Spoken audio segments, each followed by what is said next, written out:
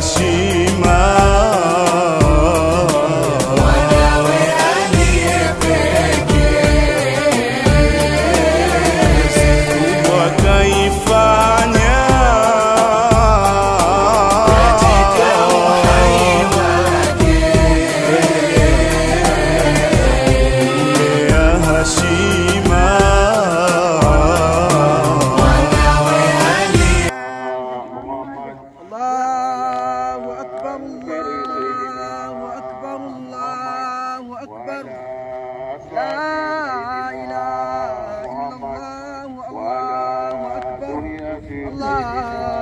Umar simama, simama. Allahu Akbar, Allahu Akbar. La ilaha illallah.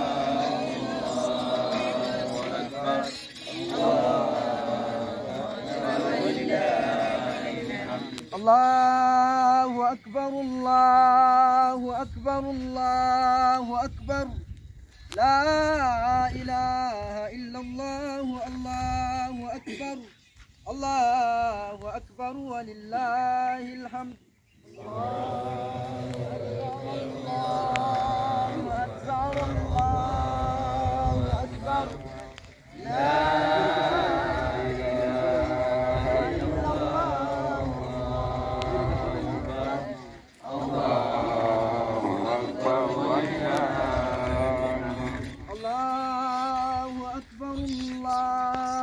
أكبر، الله أكبر.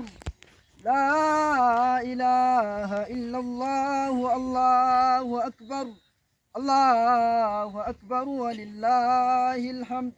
الله أكبر،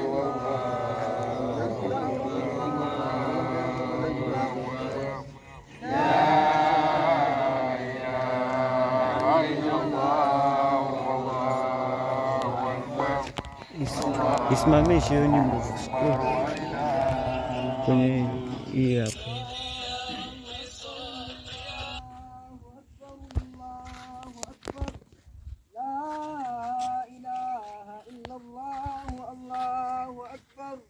الله أكبر ولله الحمد. الله أكبر، الله أكبر، الله أكبر. لا إله إلا الله. الله أكبر ولله الحمد. الله أكبر كبيرا والحمد لله كثيرا. الله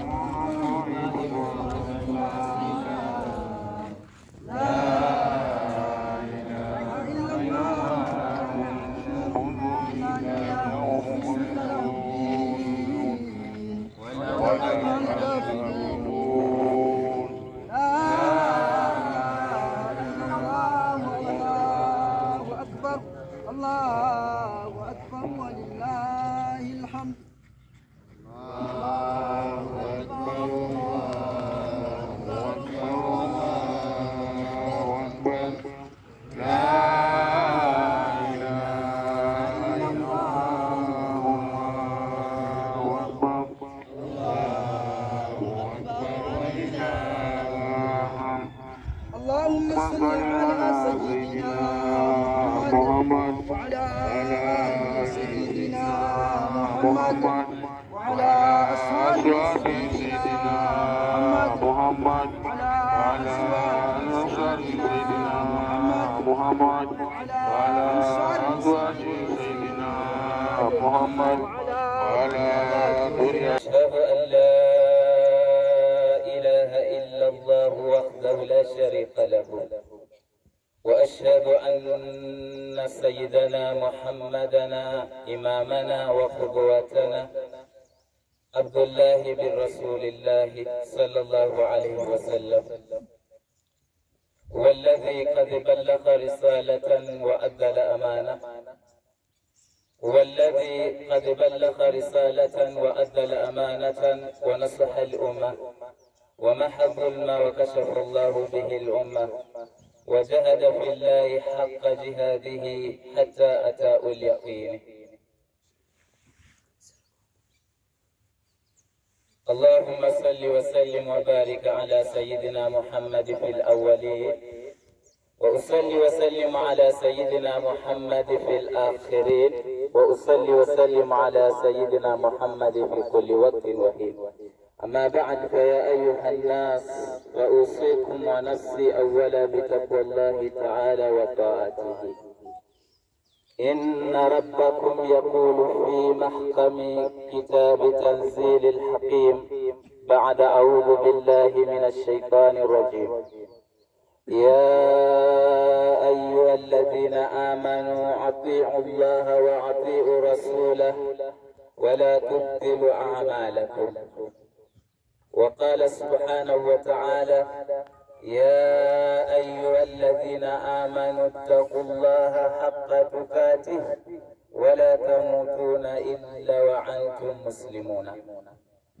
وقال أيضا سبحانه وتعالى: يا أيها الناس اتقوا ربكم الذي خلقكم من نفس واحدة وخلق منها زوجها وبث منهما رجالا كثيرا والنساء واتقوا الله الذي تساءلون به والأرحام إن الله كان عليكم رقيبا. وقال أيضا سبحانه وتعالى في آخر من سورة الأحزاب: يا أيها الذين آمنوا اتقوا الله وقولوا قولا سديدا يصلح لكم أعمالكم ويغفر لكم ذنوبكم ومن يطع الله ورسوله فقد فاز فوزا عظيما. اللهم اجعلنا من الفائزين، اللهم اجعلنا للمتقين، اللهم اجعلنا للمؤمنين يا رب العالمين. Watukufu wa Islamu, hatuna budi kumshukuru Allah jalla fi ula, Mola ambaye ameweza kutuwafikia, ameweza kutujalia, akatukusanya hapa katika kawanda hili. Imekuwa tukufu na siku hii adhimu, nayo ni tukufu mbele ya Allah subhanahu wa ta'ala. Nami kabla sijaingia katika maudhui, kwanza bishara hii niwape ni bishara njema sana, ambayo hata yule asiyekuwa miongoni mwetu, bimaana Nasara Myahudi, anajua kinachoendelea nini leo.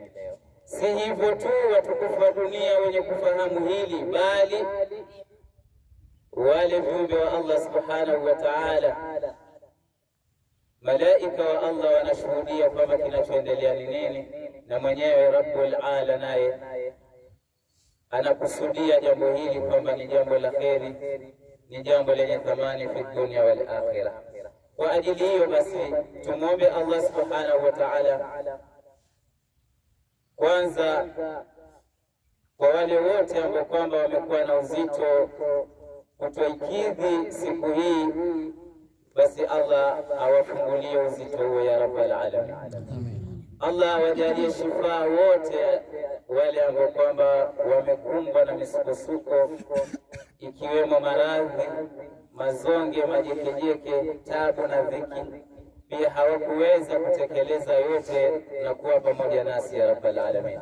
Kama jamana fi hadha almakan, insha Allah as'alu Allah najma'u ma'a sayyidina Muhammad sallallahu alaihi wasallam, kama alivyotukusanya Allah mahali hapa tuko pamoja. Basi tumwombe Allah subhanahu wa ta'ala atukusanye hivi hivi siku ya Kiyama, akiwemo jirani yetu ni Bwana Mtume Muhammad sallallahu alaihi wasallam. Watukufu Islam katika imani, wa kum ta'lamuna muttaquna faza, na ni nani asiyejua kwamba mcha Mungu mbele ya Allah ndio mwenye kufaulu? Liqaulihi ta'ala subhanahu wa ta'ala, na anatupatia dalili juu ya wachaji Mungu mbele ya Allah subhanahu wa ta'ala kwamba ndio waliofaulu. Anasema Allah subhanahu wa ta'ala katika suratul Naba: inna lilmuttaqina mafaza, hakika ya wale wachaji Mungu basi ndio waliofaulu. Tunapotaja wachaji Mungu, si wengine tunawazungumza isipokuwa ni mimi na wewe tulioacha shughuli zetu shaka. tulioacha mambo yetu mengi tukaikumbuka na kuienzi siku kama hii ya leo, siku ambayo kwamba tunamwomba Allah subhanahu wa ta'ala, Allahumma ij'alni min alfaizina fawzan adhima fi ardi wal akhirah ya rabbal alamin. Akhibati fillah, lengo la kuletwa mwezi wa Ramadhani au sababu ya kufaradhishwa kwetu funga aliposema Ar-Rahmani ba'da a'udhu billahi minash shaitani rajim ya ayyuhalladhina amanu kutiba alaykumus siyam kama kutiba alal ladhina min qablikum la'allakum tattaqun. Kwa nini tuzungumze aya hii, na ikiwa imemaliza kazi yake kwa nini tuirudie? Tutasema imepitwa na wakati? La, lakini zoezi ambalo kwamba linazungumzwa ndani ya aya hii ndio kidogo tumeliacha. Lakini kwa nini Ramadhani tumeiacha, au kwa nini Ramadhani imetuondokea? Lakini bado tuzungumze aya kama hii ama maneno matukufu ya Allah subhanahu wa ta'ala. Ndugu zangu katika imani, Allah subhanahu wa ta'ala aliposema ya ayyuhalladhina amanu, alizungumza na watu ambao kwamba kwanza wanajitambua, ni ulul albab, ni wenye akili timamu, akawaita kwa heshima na taadhima, enyi mlio sawa katika nyoyo zenu, vifua vyenu kwa na imani. Basi kuna jambo zito nataka kuwafaradhishia. Jambo lenyewe kutiba alaykumus siyam. Basi vita hivyo, kuacha kula huko, kuacha matamanio ya nafsi huko, kuacha shughuli zile ambazo kwamba ilikuwa ni halali mchana wa Ramadhani lakini ni haramu kuzifanya mchana wa Ramadhani, yote hayo kutiba alaykumus siyam. Sijafanya hivyo tu mkaona mbona Allah anatudhulumu, mbona Allah anatuonea. La, kama kutiba ala alladhina min qablikum la'allakum tattaqun. Hili jambo hamjaanza hili, na sio mara kwanza kweli kuja kuswali Idi hapa Idul Fitri, kwa sababu tumetoka katika zoezi kubwa la funga la siyam. La, hili linatuonesha dhahiri shahiri kwamba waasisi wapo, kama kutiba ala alladhina min qablikum la'allakum tattaqun innal muttaqina mafaza. Allahumma ja'alna min al-faizin. Ndugu zangu katika imani, alipokufa bwana Mtume Muhammad sallallahu alaihi wasallam, Sayyidina Abu Bakr as-Siddiq radhiyallahu anhu aliwahi kuyasema maneno khali yenye thamani. Maneno haya as-Siddiq akasema, ayuhan nas, baada ya kuona kwamba Mtume sallallahu alaihi wasallam ameitoweka dunia, hayupo tena, hayupo na sisi, mauti yashamkuta. Mtume sallallahu alaihi wasallam anaelekea kukutana na Mola wake, marhaba liqa'i rabbi, yafurahi. Wakati huo masahaba wamebaki nyuma, wanalia, wameondokewa, na tunajua hali ya mauti yalivyo, kuondokewa tunakujua. Sayyidina Abu Bakr as-Siddiq aliyanukuu maneno haya, anawaambia wale waliokusanyika pale, anawaambia watu, na watu wenyewe ndio sisi, anawaambia man kana ya'budu Muhammad fa inna Muhammad qad mata. Waislamu, yeyote aliyokuwa akifanya mambo yake kwa sababu ya Mtume Muhammad sallallahu alaihi wasallam, aliyekuwa amefungamana maisha yake na mapenzi yake na mahaba yake ni kwa sababu ya Mtume sallallahu alaihi wasallam. Si hivyo tu, amali zake zote akazifanya kwa sababu mbele yake kioni Mtume Muhammad sallallahu alaihi wasallam. Wa inna Muhammad qad mata. Wallahi leo hatunaye Muhammad. Muhammad kashakufa, kashafariki Muhammad. Allah. ومن كان يعبد الله فإن الله حي قائما بذات لا يموت أبدا. Akarudi tena anasema, na yule ambaye kwamba mapenzi yake ilikuwa ni Allah na Mtume Muhammad sallallahu alayhi wasallam, akimwabudu Mola, basi Mola yule hajafariki. Qaima hayya qaima bidhati la yamutu abadan. Huyu ni mawjud, huyu yapatikana, hafi. Mwenye kuwa na sifa ya kufa ni viumbe wengine wote walio na nafsi, lakini Allah hakuna, la yamutu abada. Maneno haya kwa nini tunayaleta hapa? Kwa nini tunayazungumza hapa? Watukufu Islam, kwa nini Waislamu tuzungumze maneno haya? Ni kwamba Allah ametuafikia sote kuidhiriki Ramadhani mosi mpaka kuimaliza. Tumeweza kuidhiriki Ramadhani mosi mpaka kuimaliza. Ramadhani hii wallahi tumejitahidi vya kutosha. Tumefanya mengi, khairati, sadaqati, mambo mengi tu. Tilawati al-Qur'ani, mambo mengi. Kwa sababu Ramadhani imekuja ni chuo. Hii ni madrasa, hii ni jamia. Chuo hiki kinafunza maisha ya Muislamu, anatakikana awe vipi, aishi vipi. Kama Muislamu na Uislamu wenyewe unamfundisha kama Muislamu awe na tabia, basi Ramadhani imekuja kufundisha tabia. Hatukuona Uislamu, hatukuona ndugu yako unapomhurumia wakati wa kufungua, haunani, lakini unampelekea sukari. Umepika iftari yako, lakini unampakulia kwenye sahani unampelekea. Nani kakwambia umpelekee? Mbona ulikuwa uyafanye kabla ya Ramadhani au nje ya Ramadhani? Ramadhani hii ni darsa, ni subject. Hiki ni chuo. Chuo hiki kinafunza mimi na wewe, ili tukitoka pale tusisite, tufungue madaftari yetu, tuanze ukurasa mpya wa maisha.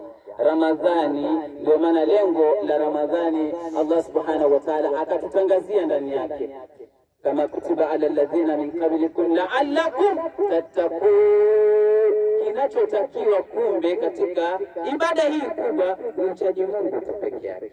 Yuridu Allah an yazra'a fi qulubina ismuha taqwa. Mwenyezi Mungu anataka kuotesha mche katika nyoyo zetu, katika vifua vyetu. Mche huo unaitwa taqwa Allah, kwa sababu hii ndio gate pass, hii ndio identity card, hii ndio kadi ya kuonana wewe na Mola wako uliyemwabudu kwa siku nyingi haujakutana naye.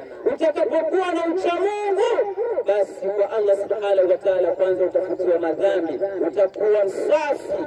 Na Ramadhani nayo sababu kubwa ni kufutiwa madhambi. Kwa nini madhambi yanatajwa siku zote? Kwa sababu madhambi hii ndio kawaida ya mwanadamu, hii ndio sifa ya mwanadamu, hii ndio kawaida ya mwanadamu. Yote anayoyachuma katika hii ardhi, yote anayoyatafuta, basi madhambi yamechukua mkono, yamechukua nafasi yake.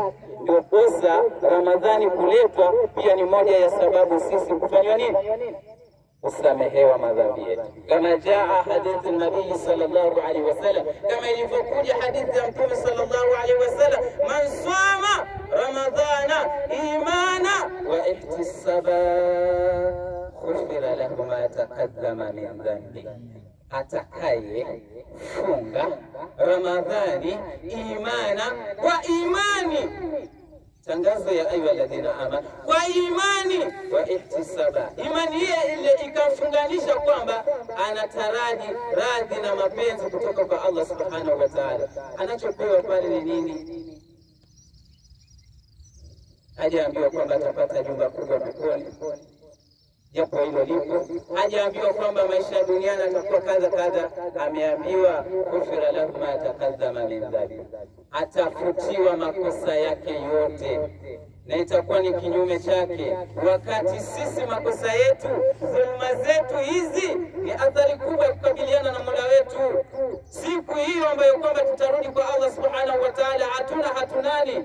Akasema wataku yawma turja'una fihi ila Allah, iogopeni siku ya kurudi kwa Allah subhanahu wa ta'ala. Hamna chochote, kanzu zitafuliwa, nguo zitafuliwa, mishipi itatolewa, hijabu itatolewa, hizi pete zitatolewa, saa zitatolewa. utarudi kwa Allah subhanahu wa ta'ala sifrun yadaini, haunani. Utarudi kwa Allah subhanahu wa ta'ala na matendo yenyewe ndio haya ambayo kwamba tumeweza kuyatayarisha. Walilahi alhamd. Watukufu wa Islam, leo ni Eid Mosi. Mtume sallallahu alaihi wasallam katika Qur'ani anaambiwa na Allah subhanahu wa ta'ala, qul bi fadlillahi wa bi rahmatihi fabidhalika falyafrahu huwa khairu mimma yajma'un. Anaambiwa Allah subhanahu wa ta'ala Mtume sallallahu alaihi wasallam, qul bi fadlillahi, sema ya Mtume wa Allah subhanahu wa ta'ala, kwa wema wa Allah, kwa rehema za Allah subhanahu wa ta'ala, neema hizi tunazozitumia hizi, ikiwepo Ramadhani hii. Sasa anaambiwa ya Muhammad, haya yote uyaoni Muhammad, neema zote uzioni Muhammad, kul bifadlillahi wa birahmati fabidhalika, na kwa hayo falyafrahu wa khairu mimma yajma'u. Kukutana kama hivi basi ndio siku ya kusherehe. Leo sisi Waislamu ni siku yetu ya kufurahi. Watakiwa ufurahi leo, usherekee leo, kwa sababu Eid ni sikukuu. Fitra ni kufungua au fitri. Kwa hiyo leo ni siku ya kusherekea, kwa mdogo na mkubwa, kwa kijana na mkubwa, dhakar wa untha, awe mume awe mke, sote tunatakiwa furaha zetu zianze katika vifua vyetu. Furaha zetu zianze kule nyumbani na majirani zetu. Furaha zetu pia tuwakumbuke waliotangulia wenzetu marhumu, waliotutangulia. Leo ni siku ambayo kwamba lazima Muislamu ufanye sunna hii, utekeleze haki ambayo kwamba inapaswa kuifanya. Watukufu wa Islam, mwenye kufunga nazo furaha mbili. Furaha ya kwanza ni pale anapofunga mpaka anapofungua, na alhamdulillah tuliona zoezi hili ni refu, tukaona lina uzito. Ramadhani mosi tukaona kwamba itakuwaje, mbona jua alizami, lakini ilipofikia wakati wa adhana bila kuambiwa cheke, ikawa una furaha. Ukaenda nyumbani ukaona chai yako tu, ukaona furaha. Hii ndio furaha aliyoelezea Bwana Mtume Muhammad sallallahu alaihi wasallam, lisaim furahatani, mwenye kufunga nazo furaha mbili. Furaha ya kwanza ndio pale unapofunga mpaka unapofungua jioni, ile ndio furaha. Unafungua kwa furaha. Wakati ulikuwa ukifunga, nyuso zako au sura yako ilikuwa imekunja, unaona kana kwamba unaonewa. Mara nyingine unaambiwa pole bwana, mtu anakuambia pole kana kwamba unauma, lakini lile ni zoezi na ni ibada ya Allah subhanahu wa ta'ala, na ni nguzo miongoni mwa nguzo tano za Kiislamu. Sasa furaha ya pili anayoipata mfungaji, wallahi hapa ndipo tunapoomba sote. Furaha hii ni kwamba kwanza Allah ametuandalia pepo kulingana na zoezi hili, pepo ambayo kwamba imepewa jina Ababu Ar-Rayyan. Pepo hii ambayo kwamba imefungamanishwa na wale ambao kwamba wamefanya zoezi kubwa la ibada ya saumu.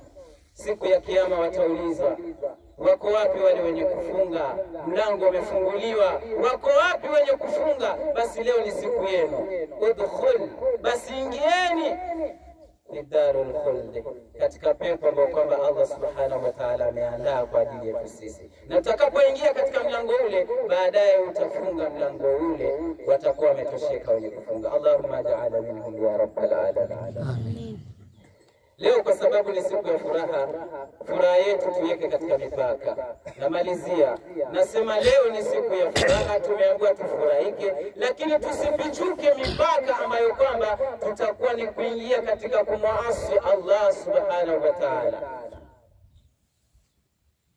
Pale nikatangulia katika aya, Allah subhanahu wa ta'ala anasema, ya ayyuhalladhina amanu uti'u Allaha wa uti'u rasula, enyi mliokuwa na imani mtii Allah subhanahu wa ta'ala, mfuateni Mola wenu na mumkumbuke na kumfuata Mtume sallallahu alaihi wasallam. Lakini hapo tunapewa tahadhari kubwa, wala tubtilu a'malakum, wala msiziharibu amali zenu, matendo yenu.